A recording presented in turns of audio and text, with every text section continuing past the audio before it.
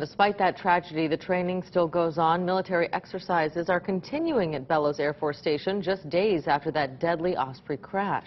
More than 20 countries are taking part, but neighbors in Waimanalo have been grumbling about those drills for years.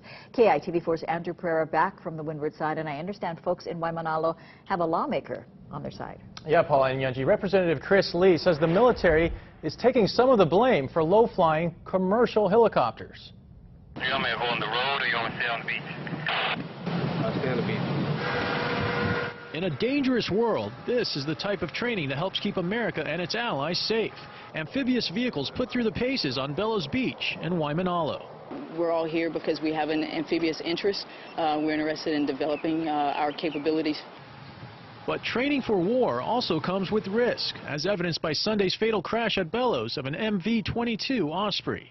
Yeah, I think there has been a long history of issues over noise and other things that training tend to cause. The community has been really sensitive to. I think this is something that brings that all up again. Representative Lee says he's not against this type of military training here at Bellows and elsewhere. He just wants to make sure that procedures and policies agreed to by the military and surrounding communities are followed. I think as long as it's balanced with the interests of the communities in which it's done, everybody can win, and we can maintain support for our troops and for everybody else whose lives are put on the line to protect us all here. Sunday's crash might have become a flashpoint for criticism, but Lee says private and commercial helicopter pilots have a role in creating hard feelings in Waimanalo. In just the last few months, we've had easily over a dozen complaints about helicopters flying really low over neighborhoods and the beach specifically, because it presents a safety issue, it's a nuisance, and it makes a lot of people just feel uncomfortable at the beach and in their own homes.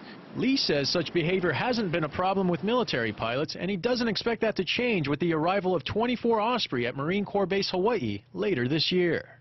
And I think what we're seeing now is that these are just replacement aircraft. They aren't significantly louder. They aren't going to be flying over neighborhoods. And so I think people just need to realize that this should change. Now, Lee says legislation may be necessary to address low-flying commercial pilots. The military exercises at Bellows run through this Thursday.